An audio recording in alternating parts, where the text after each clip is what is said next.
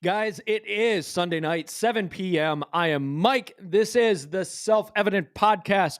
You may notice this room is a little bit empty. That's because Massey is teaching people how to be disciples tonight. That's right.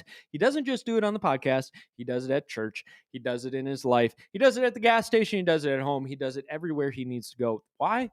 Because, guys, we are supposed to be making disciples. So that's your first lesson for tonight. Go out and make disciples. Teach people how to follow Christ, right? He is doing that tonight. He will be back next week for our final week's interview in this series, and then we will be switching up the format a little bit and continuing on our way. But tonight, we have a special guest, a good friend of Massey and me, Mr. Rick Wood. We will have him on at the normal interview time. Are you guys noticing a little, routine, a little schedule type thing going on with this? That's right. We are getting more organized. We're getting more professional. Next step, national podcast. Joe Rogan, we're coming for you. Right, Richard? Yes, sir. Yes, sir. That's right. Guys, do not forget to check out theselfevidenttruth.com. Check out our website. Okay? Leave us a comment. Shoot us an email. Do not forget to check out all of our merch. I'm wearing the Liberty shirt. Richard got mad at me because I'm always wearing black. I promise I will wear a different color next week. Maybe the socialism shirt, right? But you can buy these t-shirts. You can buy sweatshirts. You can buy DVDs. You can buy books, whatever you need. 1776truth.store. Check the website out. Okay? Buy a shirt. Send us a picture of you in the shirt. We'll use it, right? We'll put it out. Hey, we love seeing fans in these shirts. And guess what? Some of these shirts really do start conversations. The socialism shirt will get you conversations in the store. Good ones, right? The vast majority of the time, people love it. I was standing in a store one time wearing the socialism shirt, actually about to come to the podcast, and I saw two people. They were looking back, and I saw them kind of conversing to themselves, nodding in approval and smiling about the t-shirt. You'll get people thinking. And the Make America Constitutional Again shirt, Micah, one of our board members, he wears it all the time. Looks great in it. He's one of our models. Guy's a superstar, right? He starts conversations with that shirt. So go out, be seen. Make a difference. Just buy the t-shirt that you're wearing, right? Yes. So we have more designs coming. We got stuff for you. I'm working on the Constitution curriculum for you. So that way you have a course from Self-Evident. What we're trying to do with that, guys, is we're trying to set up something that more of kids are going to like. Not necessarily like 5-6-year-olds, but like high schoolers. It's something that is a little bit more lifelike, something with a little more context, something that you can kind of sink your teeth into. So Krista and I are working hard on that. She is a killer at research. So keep your eyes out for that. Torchbearer Society, we will cover that right before our interview. Do not forget about our Torchbearer Society. You can join. That being said, Richard, are you ready? I'm ready, Coach. He's ready. News bits. Let's do the news bits. It is time. Okay, so slide number 1. UVA mandates COVID vaccines. Is anybody happy about this? UVA seems happy about this. The university has mandated COVID vaccines for all in-person students and staff for the fall semester. Okay, this is the largest public school in Virginia. Before this, the only public school or the only college that had mandated vaccines was the College of William and Mary. Okay, don't forget, these vaccines are still under emergency authorization of use. This means that this is not a fully approved vaccine. And I'm not trying to say, so therefore it's killing everybody. It seems to have some effect. I'm not going to deny that. It seems to have effect. The problem is now this university is requiring people to take something that is still in clinical trial. You are the guinea pig. Take it or leave it. Plenty of people sign up for studies. There's nothing wrong with that. But now they're forcing you to take something that's still under clinical trial, let alone how Self-Evident feels about mandating vaccines, even if they are approved. But this isn't even fully approved. And the University of Virginia has decided that they're going to force all of their students to take it if those students are in-person students. So if they're living on campus, working on campus, they're in class, and the staff as well. So the university stated all students who live, learn, or work in person at the university during the next academic year must be fully vaccinated before returning to the ground starting July 1st. Now you may raise your hand, raise a finger, say, what about the exemptions? Well, let's cover that. Students are allowed to find exemptions due to medical or religious reasons. However, they're going to be required to take weekly testing and other public health measures. In my mind, immediately, I picture a kid like sitting in the bathroom and somebody throwing a book through the door and shutting the door quick, right? We'll just isolate you because we don't know if maybe you carry COVID. This means, guys, that, yeah, you can have your religious or medical exemption, but now we're going to treat you like a leper. You're unclean. We need to be careful around you. We need to test you weekly. We need to separate you out with other public measures, right? This whole thing to me, and I'm not going to get into the extremist point of view, but there does seem to be an undercurrent that is trying to make its way in of making two classes of people. And it's something we've got to watch out for, and we have to consciously make an effort to not make two classes. Even as those who may not get vaccinated or may not wear masks, don't make another class of people out of those who do wear masks or get vaccinated. They're other human beings just like you, and they're doing what they feel is best. This virus can do damage. It does send people to hospitals, and it kills people. So if there are people who are more anxious about it and feel safer by making sure that they have a mask on or they get vaccinated, that's up to them. Let's not make them another cast of people. Let's decide that we're going to treat them just as human beings who have decided to make a choice. And rightfully so, we make sure that they treat us the same way. We're not second class citizens. And if you get the vaccine, that means you are protected in your theory. I even say, yeah, most likely you're protected. So that's fine. You're not at risk anymore. But you guys have heard me say that what, how many times? So we'll move on. I just switched my notes around the way I did not want to do it. That's okay. Okay, we're back. So Virginia institutions had previously avoided mandating due to the legality issues. Okay, a lot of scholars have even said, look, people cannot be required to take a vaccine under emergency use authorization, again, because it's a trial. So there are legal scholars that are arguing against this. What it's really going to take is it's going to take a lawsuit by a student in order to fight this. And I really hope that a student does. Because if University of Virginia gets away with this, or the College of William and Mary gets away with this, other universities will start jumping on the bandwagon. We've already had this in our public school systems. It goes back to 1908 with the whole smallpox case that went to the Supreme Court, right?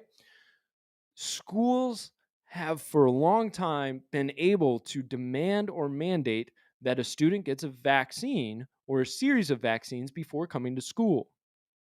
So we have to decide, is that something that we're going to allow? It's really just making another step.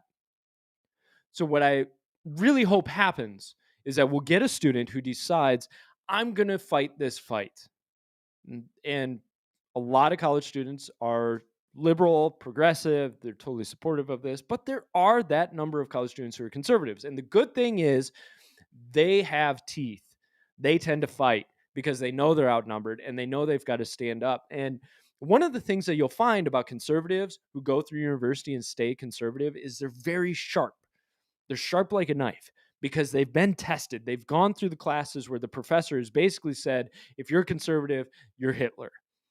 And they've had to defend themselves. Or they kind of cover their head and they move through. But either way, they have to start shaping arguments that actually make sense. Whereas a lot of the liberals, they're so ensconced in the ideology of their own that they don't get challenged. So they just keep getting fed the same lines and they don't really challenge themselves with the other arguments. So they come out a little bit softer. My hope is that a conservative will come out hard charging on this and really take it to the courts. This is something that needs to be fought. University, of course, believes that this is the only way to get back to normal. And that's what we're hearing a lot of. This is how we get back to normal, the new normal, vaccines and masks. And something I've noticed is people are less less enthusiastic about the masks. I was actually in Palm Beach County. Richard, you know Palm Beach County. It is what it is, right?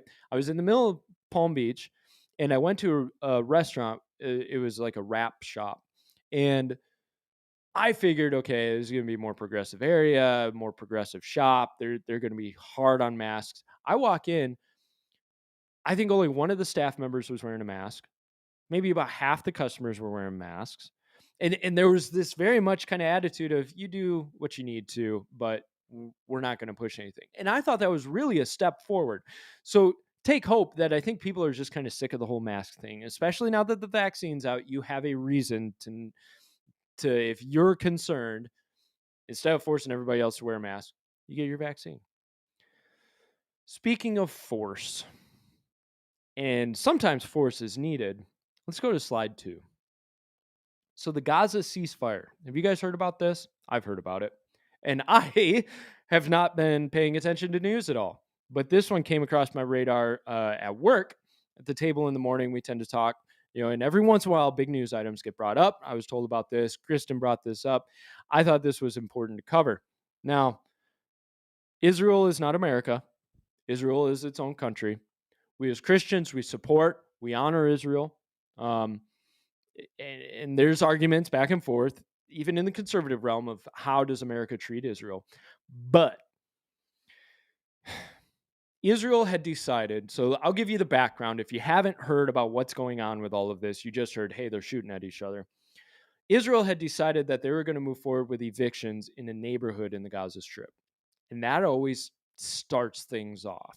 when they start to make moves into the neighborhoods, especially this one, Hamas tends to poke their head out of their hole.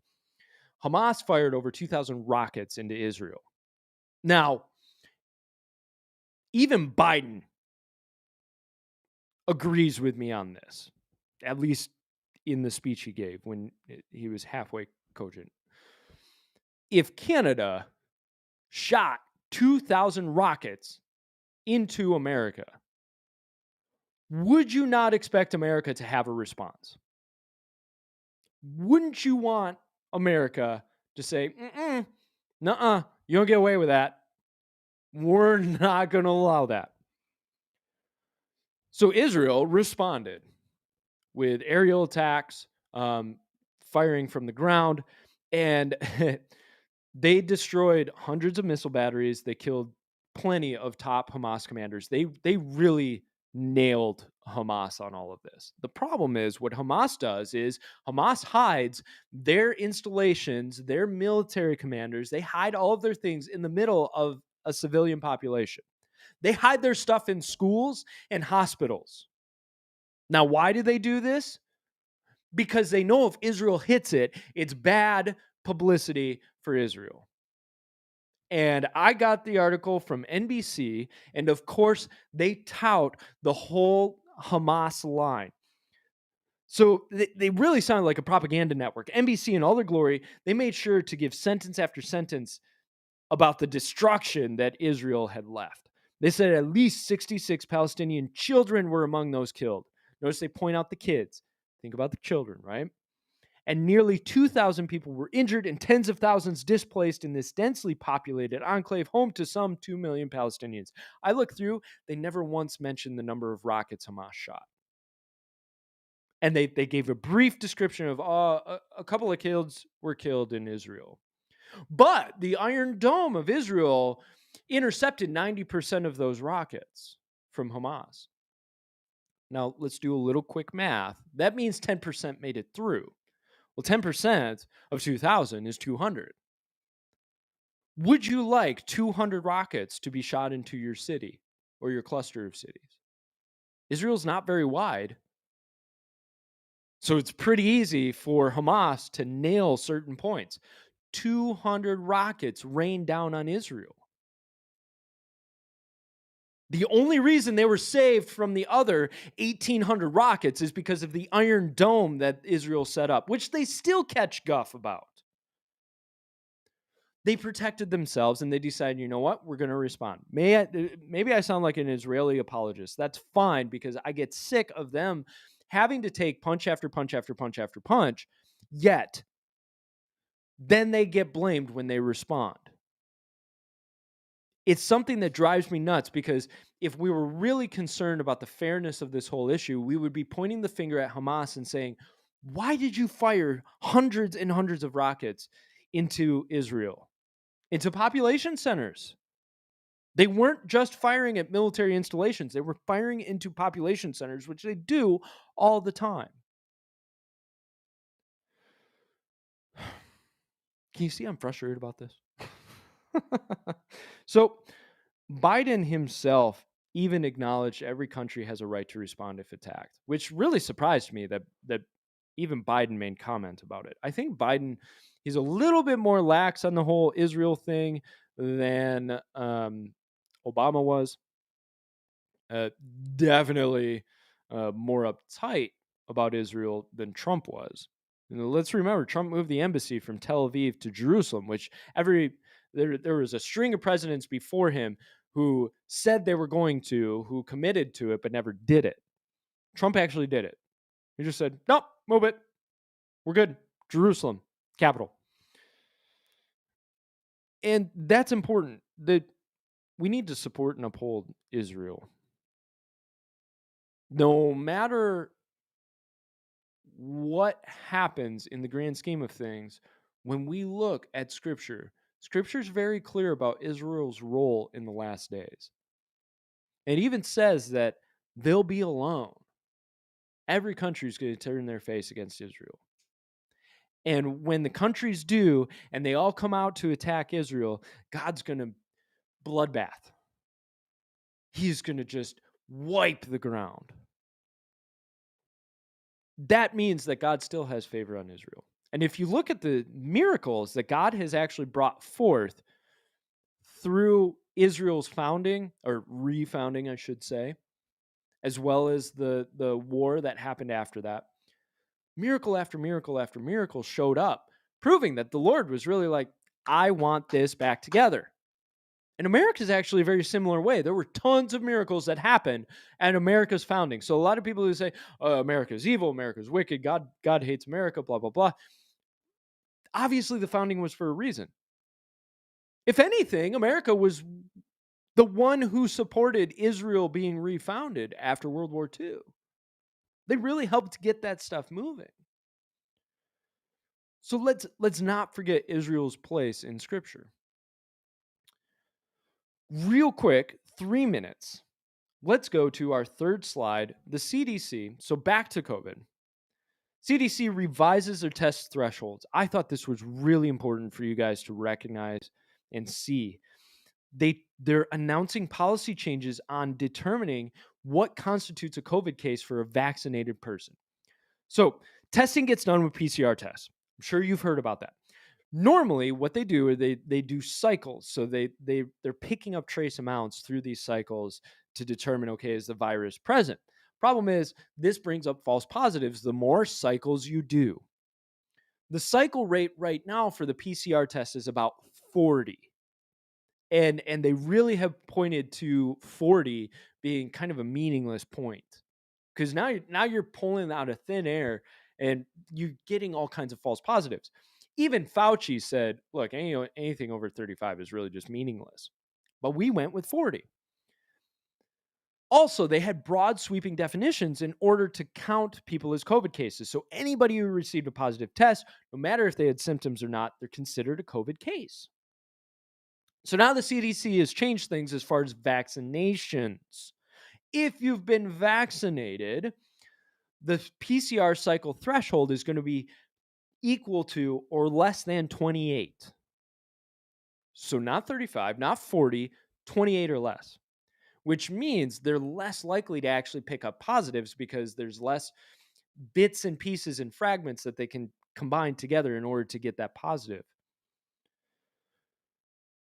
Also, asymptomatic or mild infections will now no longer be recorded as COVID cases. They were before. If you tested positive, it didn't matter if you had symptoms or not, you counted. Now with vaccinations, well, you have mild symptoms, you were vaccinated, nothing showed up at cycle 29, you don't count. The website stated, as of May 1st, 2021, CDC transitioned from monitoring all reported vaccine breakthrough cases, meaning even though they had a vaccine, they still test positive. All reported vaccine breakthrough cases to focus on identifying and investigating, get this, only hospitalized or fatal cases due to any cause. Only hospitalized or fatal. So we got a couple of different options here. Let's say someone who hasn't had the vaccine, test positive at 40 cycles with no symptoms. COVID case, because they haven't had the vaccine. Someone has been vaccinated, test positive at cycle 29, and spend 6 weeks down and out, but they didn't go to the hospital, not a case. Someone who is vaccinated dies in the hospital, but tested positive at 29 cycles, not a COVID case. Do you see how just finagling these standards, all of a sudden they can really change what's considered COVID, what's considered not? Now, here's what you're going to see. You're going to see COVID rates drop dramatically because we're going to lose a bunch of old positive standards. Now, all of a sudden, the standards have shot up. So now they're not going to have as many positives. They can say the vaccination works really, really, really well. I'm not going to jump into conspiracy theory and say, so therefore, then they'll use that as an argument for mandatory. We'll wait and see. But the fact remains, they were very, very general in what was considered positive case at the beginning of all this. The CDC themselves even said, look, 94% of deaths attributable to COVID had comorbidities or couldn't be directly linked to COVID. We had a guy die in a motorcycle accident here in Florida, and it was considered a COVID death because he tested positive. But now if you have a vaccination, boy, you better hit a high threshold in order to be considered a COVID case. Keep your eyes on the standards. The stats are one thing, but the standards of how they gather those stats is another thing. And we have to be watching this because when you research stuff and you look through the news, you want to know what context are they using. Just like with the NBC Israel thing, if all you read was, oh, only 2 children died in Israel, and hey, they stopped 90% of the rockets. If you don't pay attention to it, all of a sudden that leads you to believe, hey, so Israel really didn't have it that bad, and they were overblown in their reaction. All I have to do is add in the information, yeah, but 2,000 rockets were shot at Israel and over 200 got in. Now all of a sudden the standards change. Oh my goodness, they got hit with 200 rockets. Well, of course they have to have some response. And if I draw it further and say, hey, Hamas hides all their people in the hospitals and the schools and all that. So if a rocket hits the school and kills 5 Hamas commanders, but hey, it kills 2 kids, what do people remember? It killed the 2 kids. Sad state of affairs, just like COVID, but we have to understand the context. That being said, let's go to our interview in a second. But first, do not forget about the Torchbearer Society, guys. Sign up. Start the monthly. You will be able to support us going to schools, community groups, political groups, churches, preaching sermons. This helps us get the message out about Christ and about the Constitution. It helps us teach the next generation. You want to help the next generation, but you've been sitting in the living room and you just don't know what to do because you don't know any of them old young folk. That's fine. We do. And we can connect with them. We can use your support. And you can do a monthly of any number, any amount, anything helps. And so we've been advertising this because not enough people know they can be part of the Torchbearer Society. And we'll be creating exclusive stuff for the Torchbearer Society. Look, there's only so many of us guys, but we can do it. We're going to bring it forward. Now that that's out of the way, I want to introduce a good friend of mine. His name is Rick Wood. And he had a foray into politics. He had started in about 1994. That had inspired him. 96, he ran for the Republican nomination at the State House. 98, campaigned for U.S. House of Representatives. He ran for the nomination. 2000, he won the Republican nomination, went on to the general election for Congress, U.S. House of Representatives. This is Mr. Rick Wood. Let's go ahead and bring him in. Rick, can you hear me? Yes, sir. All right. How you doing? Good. How are you doing tonight? Oh, pretty good. Thanks. Good. Welcome, sir. I'm so glad to be able to talk to you about this because when you and I think we were having breakfast one morning and you had mentioned you had run for Congress and my jaw dropped. Wait, what? So I want to start from the beginning. So in the notes that you had sent me, which P.S., thank you so much for sending me those. You said the journey had kind of started in about 94. So just that is part of the general question of what inspired you, because a lot of people they see it, they're aware of politics, they move kind of in the political realm in terms of news, but it's oftentimes that somebody who decides to actually step up, something sparks them. And so I'd like you to just kind of tell the listeners what sparked you and how did that move you into action? Well, I mean, if you look at how people get into politics, there's a catalyst event a lot of times. Something happens that gets them excited, gets them concerned. All of a sudden, they weren't paying attention. Now they're paying attention. I mean, I've been interested in politics since, well, in second grade in 1968, Richard Nixon was running for Congress. I traced my Republican roots back to the fact that Richard Nixon and I had the same first name. Everybody, and it was So my grandmother and grandfather on my mom's side were both like solid, perfect Republicans. Yeah. My mom and dad were not, and they're more a little bit on the other side. And I'm the black sheep of the family. I'm the only conservative of the four of us. But I've always been interested. I mean, I sat there and watched the Watergate hearings all summer with my mother.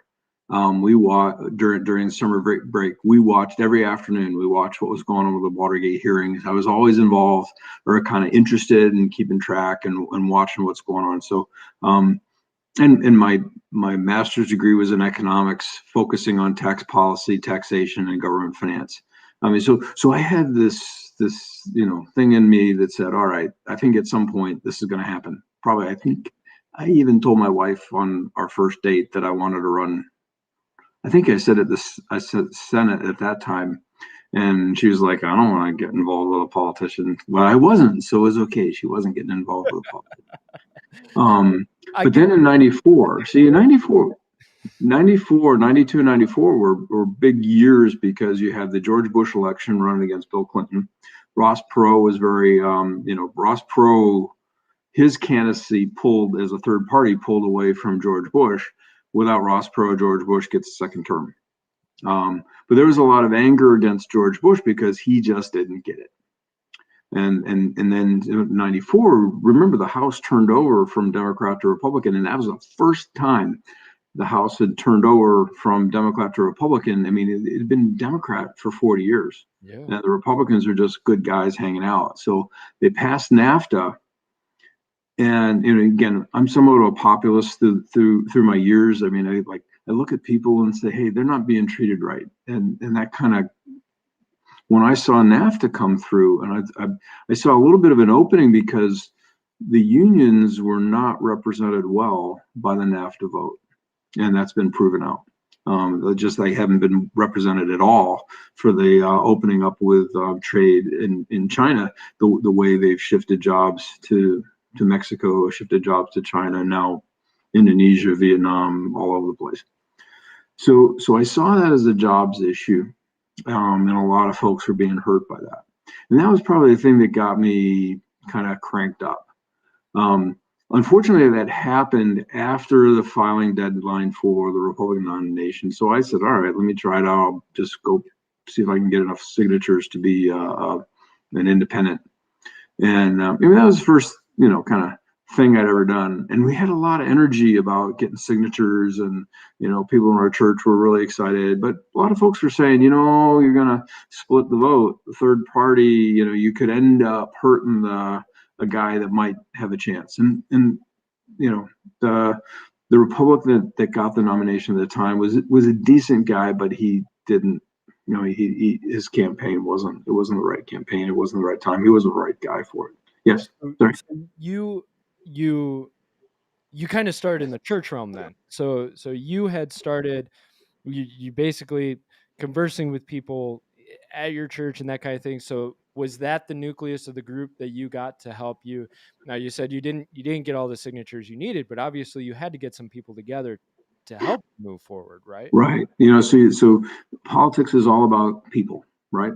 It's getting people organized, people to do things for you, because you can't do it just as a one-man band. That to get 4,000 signatures in a 60-day period, it's really, really difficult to be able to do that. So you need help, and you need people to come alongside you. You need fundraising. You need connections. You need to know who's around and who to talk to, and so. And really the best place to do that is where your social circles are, right? I mean, so people at our yacht club, people that in church, people at work. I mean, those are the folks that when you just talk to on a regular basis and find out, what they think about that issue or a certain issue, and then you say, well, is this something you want to actually go further with? What do you want to do? And so so that was kind of the starting point, but that was probably going to say that was the key event. But then when I, didn't turn in the signatures. We got, I don't know how many we got, but not enough to turn it in to move forward to get on the ballot.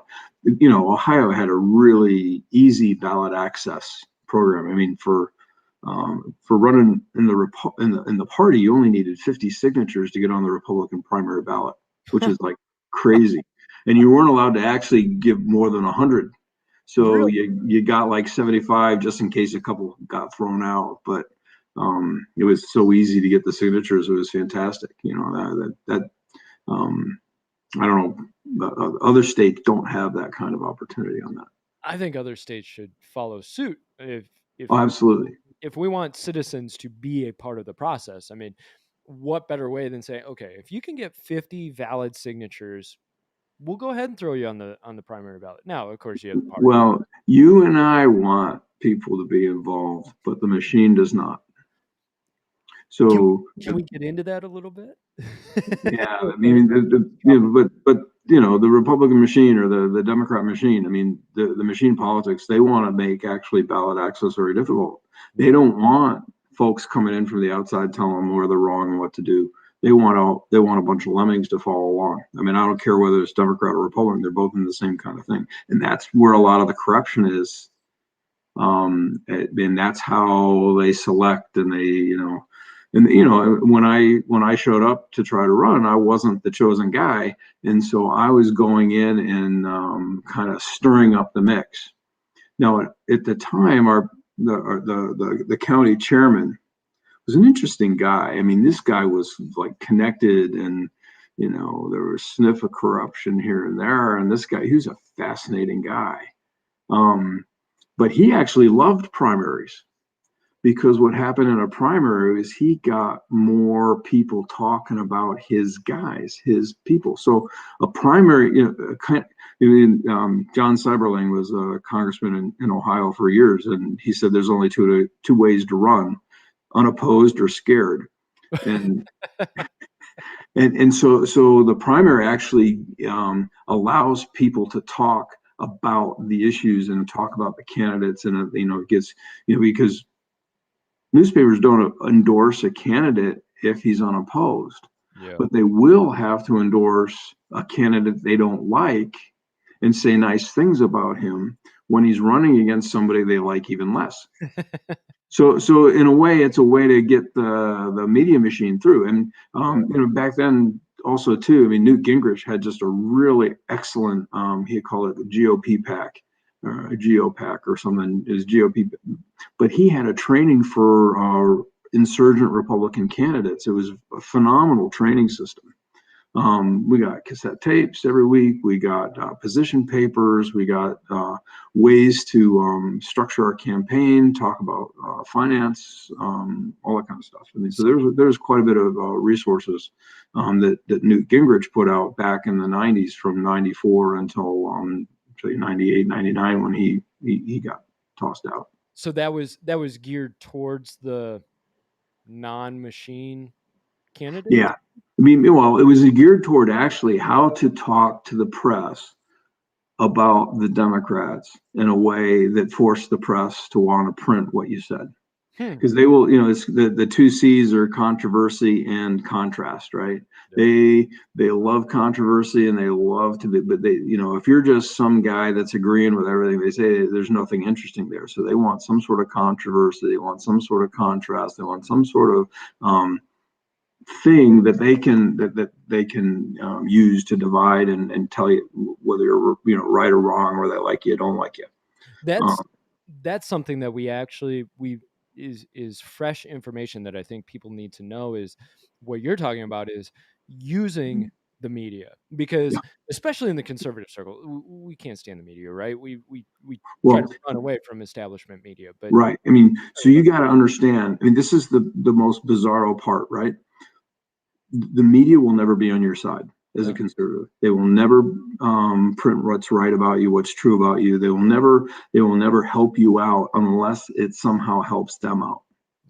Yeah. And so you're just, every time you walk into a reporter, even though you're like, oh, this guy's friendly, nice, we're talking, you know, having a nice conversation, it's not.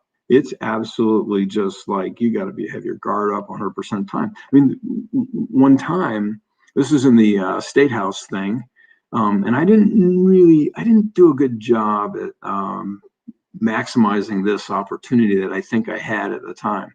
But I talked to a reporter about issues for an hour on the phone. Mm-hmm. And at the very end, 5 minutes before, the thing ended, he says, "Oh, by the way, the other guy says this about you." And I just said, "Oh my goodness, that guy's a jerk. He didn't, he doesn't mean that. That's not true." Well, what do you think came into the paper? Not 55 minutes of brilliant policy direction and the way the state needs to be run, education, all the stuff that we talked about, taxation, you name it. No. Rick Wood called the other guy a jerk. He broke the 11th commandment, which is Ronald Reagan's "do not criticize another Republican." That was the headline. How dare you? Now, having said that, the point in the press is you want to, you want it, there's only two things you want. You want them to print your name and spell it right. Yep. It doesn't matter what they say because everybody forget about. They just remember the name recognition. So you want them, So I didn't do a good job. What I should have done is called up the reporter and doubled down. So because everybody knew that guy was a jerk. Yeah. And here I was a guy with the courage enough to call him that. And I should have just said, "No, the dude's a jerk because this is what he's doing." Yeah. It may have changed things. I think I would say going back and looking at it, the Lord didn't want me to do that, so I didn't do that. But standing on your conviction, that's good. But using the opportunities that you're given, I think a lot of times people they get a very narrow view, a very myopic view of like, well, I'm not even going to talk to the media because the media is just going to slander me. If you approach it properly, you can use that to your advantage. As long as whatever you say might go back to print, it's sometimes you can use them to be your loud piece for you. Right. You've got to, I mean, somebody I completely disagree with, but who's incredibly effective at media. And another one I do agree with, who is very good at media. Then you look at AOC. Yeah. She's a whack job. Yeah. But she gets noticed, and she gets in. The controversial stuff she says, she puts it out there. And in the beginning, Donald Trump, I just did not understand, what is he doing? What is he doing? Why did he do that? Why does he do that? Why does he do that? And in retrospect, because truly, as bad as they are, they only print stuff you say. They don't print the stuff you don't. Yeah. So when they quote you, they have to actually quote you, because if you record them and then you can call up their editor and say, "This is the tape from what we talked about, and you should fire this guy because he just broke ethics." So they're pretty cautious about that in most cases. But so a friend of mine was running for prosecutor. He was a great prosecutor. He was an incumbent. He's a Republican. And there was just a total scam that showed up, that some lady said that that she had gotten some sort of favors in his office. And then she goes away and dies like 2 weeks after she says this. Whoa. She was a prostitute.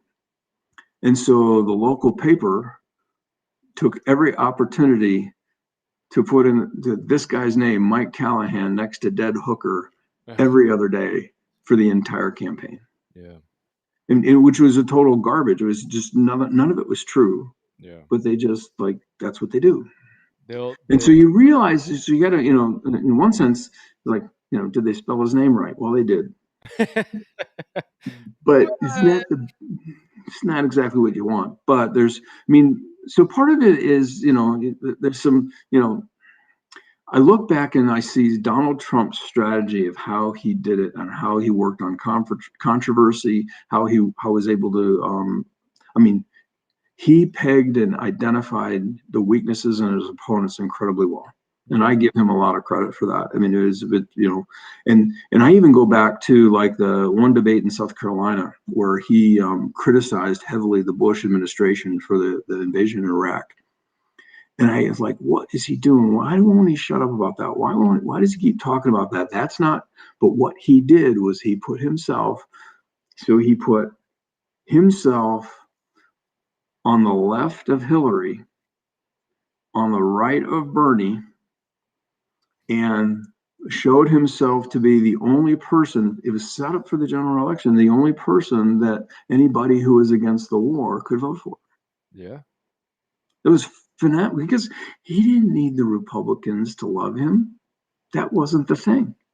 He was looking 5 moves out to see in the general election, he wanted to be positioned on the war on the other side of Hillary, more towards Bernie, because he wanted to pick up the Bernie votes. Or more importantly, he wanted the Bernie votes to stay home.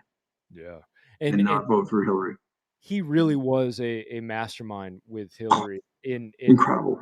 pointing out how atrocious of a vote it would be for a Democrat.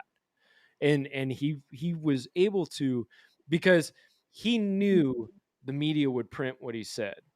And he knew in the debates that whatever he said would get replayed. And the more egregious it was, the more likely it was to get printed or put forward.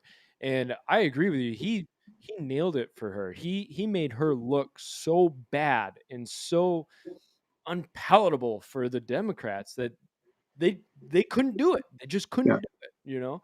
I mean, are there things about Donald Trump that I wish weren't that way? Yes. Yeah. Do I wish that he didn't have to use that kind of a strategy in today's society? Yes. But the thing is, he was dealing with the hand that was dealt him. And you look at his media strategy and how he managed it. Nobody's done it better. No. Whether you like him or not, you gotta understand and pay attention to the strategy and how he manipulated the media and how he got them to at least listen, say, and talk about. Because the thing about being a politician, if you're successful, everybody's going to talk about you nonstop. That's the key. You want your opponent to be fighting on your battlefield, not his own, right? Yep. You need to be saying stuff that gets the opponent to react to what you said. And now, the worst thing that the media can do to a candidate is completely ignore them, which is what happened to me in the general election. I couldn't get them to, Was that mostly because you were Republican? Yeah. Oh, yeah. I mean, I'm running against a guy named Tom Sawyer, who is a total milquetoast guy who had a name that like everybody knew, right? I mean, who knew Rick Wood? But everyone knew Tom Sawyer.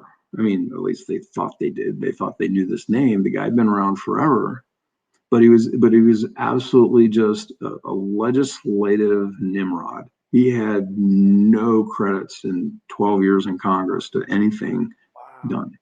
But he had the D. Yeah, he's just one of the sheep in the Democratic fold, right? And when you get the media behind you, which the media skews vastly Democrat. You got one Republican, one Democrat. I mean, truly, they didn't write a lot of stories about him either, but they didn't have to. More than you, right? Right. They just ignored the race, which is a drag because, I really needed them to pay attention to the race because that's the free conversation you get. Yeah. Let's talk a little bit about that run that you had. So the reason we brought you on is A, you're an amazing person. B, you ran a general election for Congress. And we've kind of been working our way up from the local election to more the national. So if you could just kind of describe like what was different about running a national general election versus what you tried to do in the state, and what things that you saw that really kind of people should know if they're thinking I might want to go national for Congress someday. Yeah, well, the first thing is fundraising. Money. Fundraising. You got to have a lot of money, and either you have to have your own that you're willing to spend, which we spend a lot of our own, and you got to raise a lot. Okay, and the problem is, with the contribution limits, is you got to be on the phone raising money nonstop. And but you got to be good at it. And you got to realize, I mean, unfortunately for me, I'd call up somebody and say, hey, this is Rick Wood, I'm running for Congress. I'd like to, your support. And I was wondering if you could help me financially. And we'd have an hour-long conversation. Then they'd send me a check for $2,000. So my rate was $2,000 an hour. That's pretty good. The problem is I didn't have enough hours. Yeah. So you need to find out. That's where the national guys come in and dump hundreds and hundreds of thousands of dollars, and they bundle a whole lot of gifts and get them to you. I mean, to do it one-on-one on your own. There's a lot of cheap ways you can do stuff. You want to get some, notoriety, signs, all the stuff. I mean, some of that stuff's just kind of the ground level things you got to do. But truly, if you want any kind of media presence, you've got to have money. And right now you're talking, it's $1 million or $2 million, and so you've got to figure out how to get that kind of media exposure, especially depending on the market you're in, right? So different markets have different media costs. Different markets have different media exposure. Like right now, I'm living in New Jersey, or for the summer I'm in New Jersey, and well, for a local candidate or a Senate candidate to get on New York TV, which is everything we see is New York TV here, it'd be $10 million. I mean, it's horrible. And then even there, you're sitting there broadcasting to a pile of people who will never can't even vote for you. Right? So money was a key aspect. We did a lot cheap. But Ohio in 2000 was, in our community, it was easy to do a lot of stuff cheap. I mean, it praised like crazy and kind of wander around and shake people's hands and talk to them. And I mean, it's really amazing. People even tell me now, I see them that like 20 years later, they say shaking your hand was the most memorable thing I from that year. Wow, really? So yeah. You had a great effect on people then. Oh, I mean, just walk. It's a 4th of July parade. I did 3 parades on 4th of July, and I just walked the parade route and shook hands and said, "Hi, I'm Rick Wood, run for Congress. Please support me." And there's the biggest parade in Summit County was at Stowe, and there were like 25,000 people on that parade route. And they, people were like, "Man, I remember shaking your hand. That was great." That's cool. So those are kind of things you can do. I mean, probably one of the greatest. I know we don't have a lot of time here, but so I'm sitting there having to do. We had like 3 parades a weekend from Memorial Day to Labor Day. It was crazy. I don't know why they have so many parades in Ohio, but they just had parade. Every community's got a parade, so you got to do them all. Different beast. I love it. Pardon me? Ohio is a different beast, and I love it. Ohio's a great state. So I'm sitting there going like, well, I don't have a convertible. I needed a convertible to ride around on these parades and put my signs on the side. And I was like, so I prayed. I said, Lord, how am I going to do these parades? Well, a friend of mine from church, he raised Clydesdales horses. He's a large animal veterinarian, and the guy's like a massive guy. He's just the most nicest guy you ever met.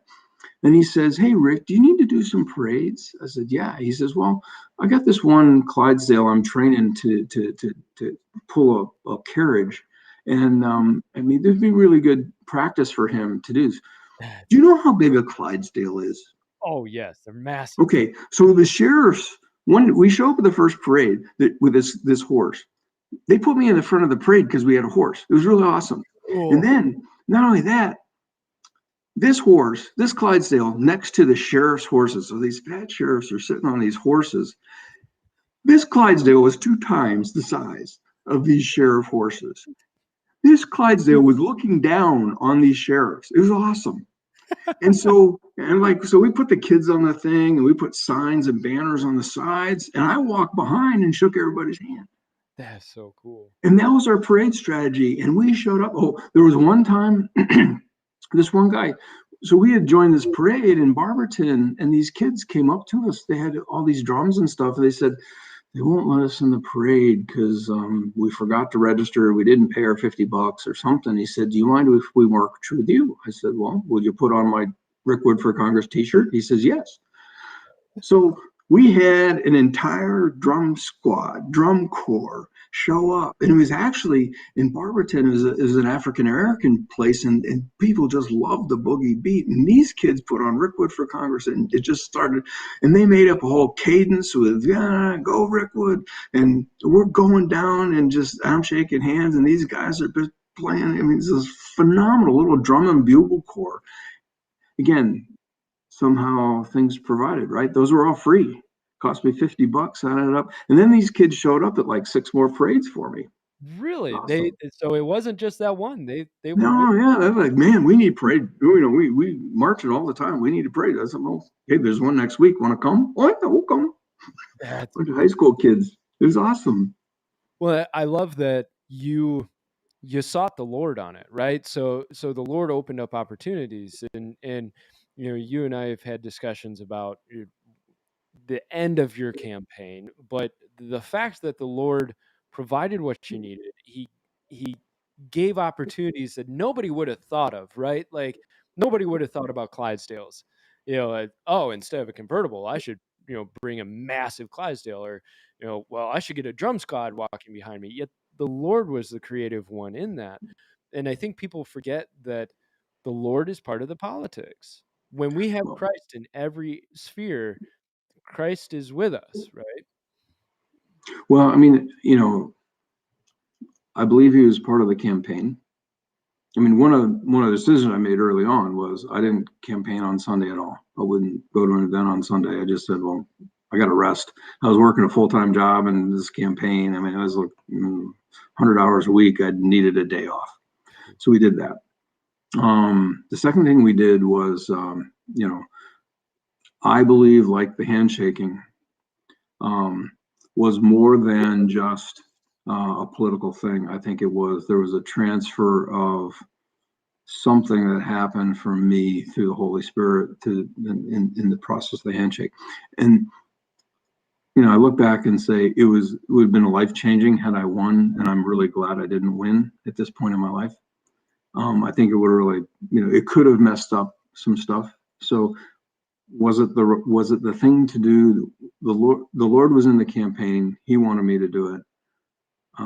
But when I didn't win, that was okay too. He was in on that too. It wasn't, and I don't blame him. I don't say, well, you set me up for this. No, it was because the process, that what we did, the people we talked to, the people we talked about with pro-life issues, the people we talked to. I mean, we were in one place, and I just said, look, it was a pro-life meeting, 30, 40 people there. And I said, let me ask you guys a question. A lot of the complaints, complaints is, well, what are you going to do with the babies that aren't wanted? I said, let me ask you something. If a woman decides not to abort her child, but says, I want to give it up for adoption, would we let that baby just go off to an orphanage somewhere? And 30 hands shot up, and they said, no, we'd take it. We figure out something to do. We'd find a place for that home, for that baby. So because they're like, wow, what are you going to do with the babies that aren't wanted? Yeah. We'll support the mother. We'll support the adoption.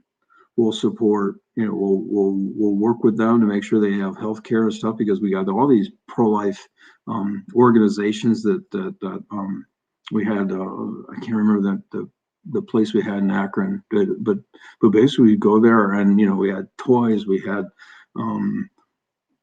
teaching and counseling, and again, these are for women who decided not to have an abortion. And then we would also say, well, if it's not going to work out, we don't want you to be left holding the bag here.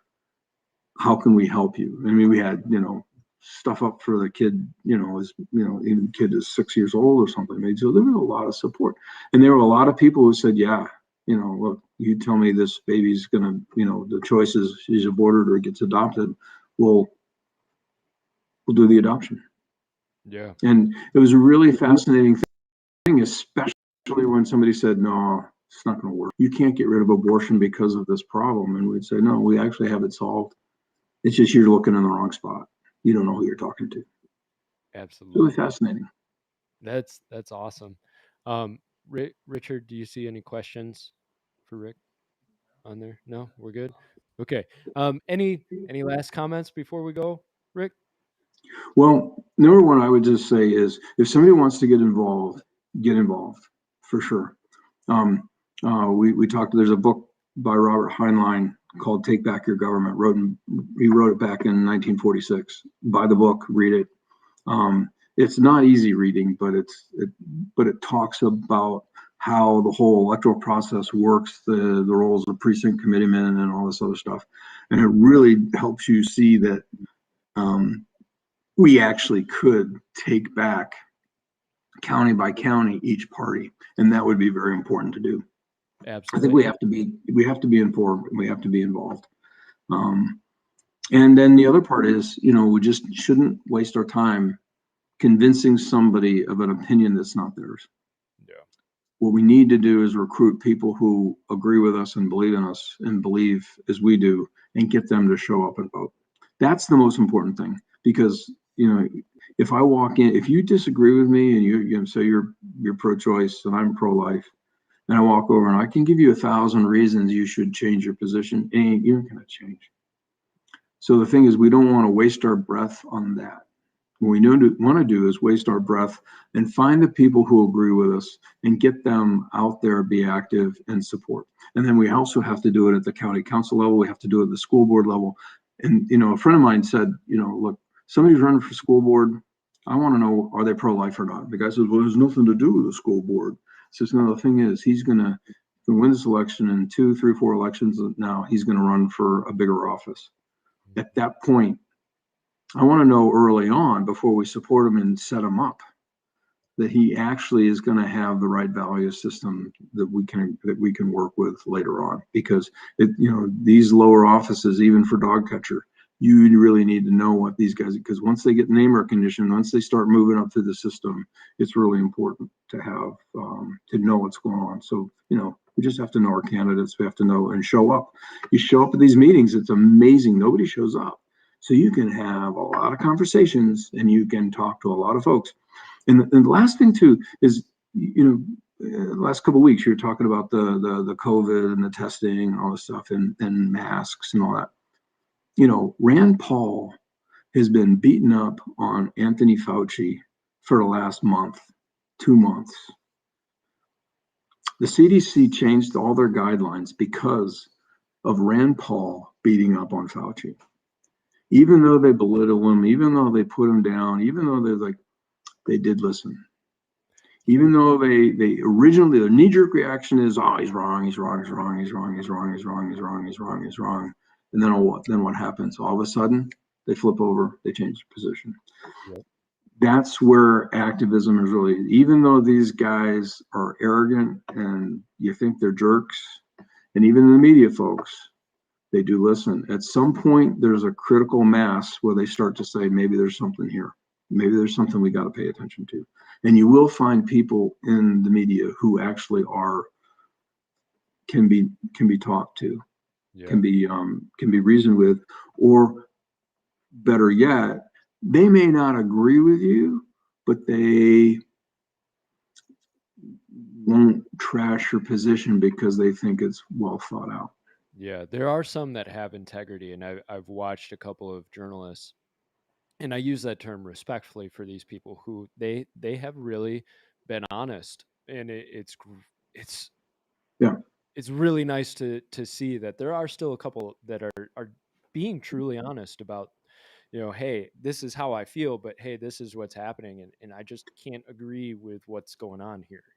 And when we find those people that are honest, we can say, look, I may not agree with you on this issue, but I do feel like you have integrity and you're honest, and you need to tell them that, because they're getting whacked on the other side. It's merciless. I mean, they're trying to get canceled and all this stuff just because, there's a guy out there, Glenn Greenwald. I don't know if you know who he is.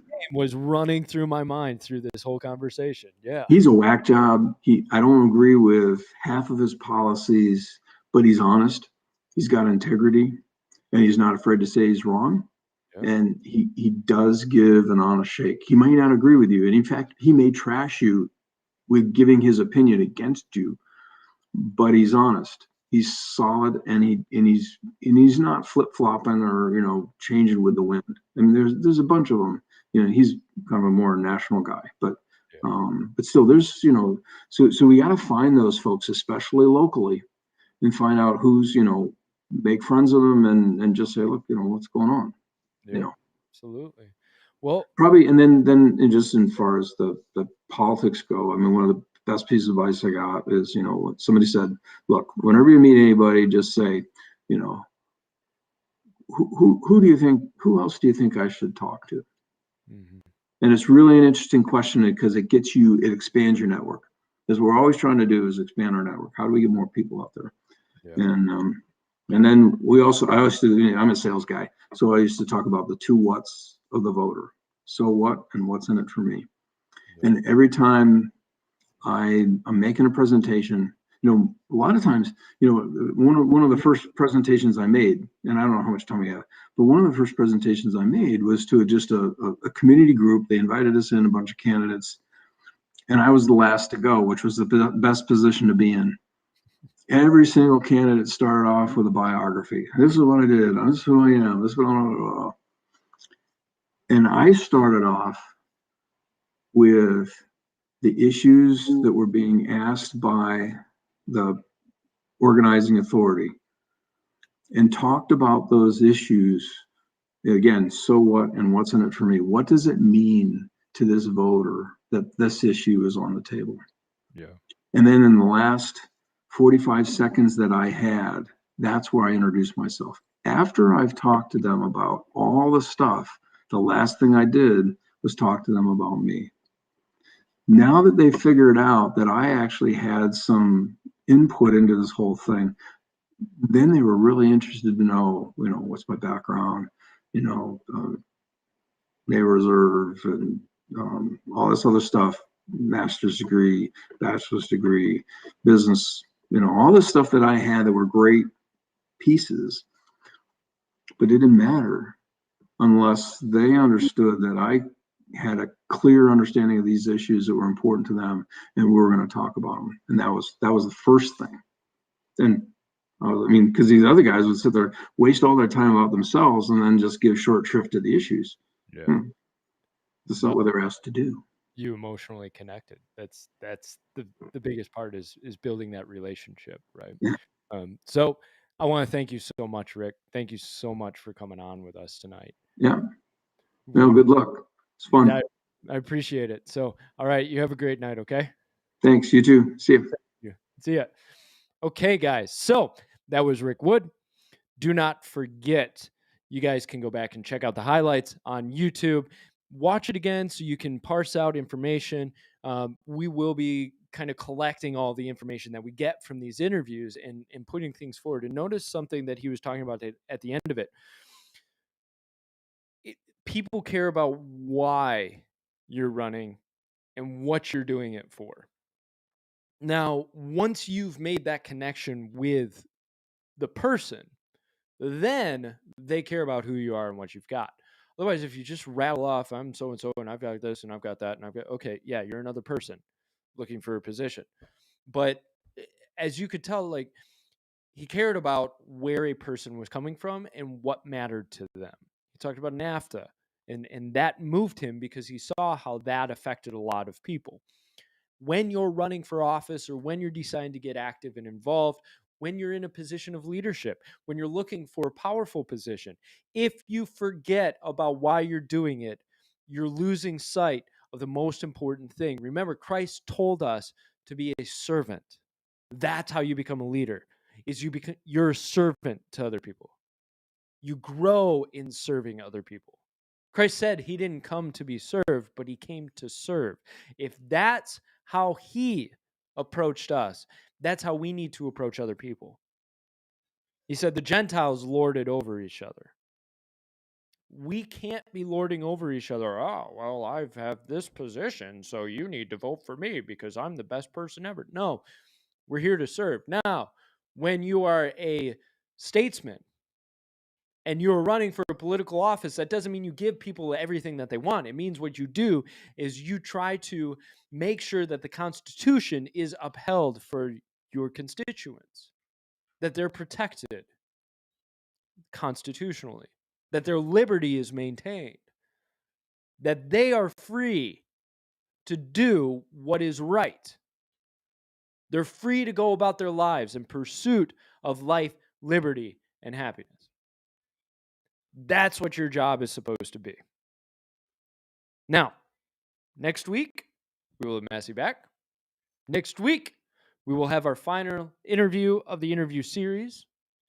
Next week, we will be here to continue to wear shirts that you can get at 1776truth.store. You like that? That was a smooth segue. Don't forget to check out our website, theselfevidenttruth.com. Be sure, if you have not left a review on iTunes or Spotify or SoundCloud, do that. It helps in the algorithms. Be sure to follow us on any of your major platforms that you enjoy. Share this. 5-second share. Ready?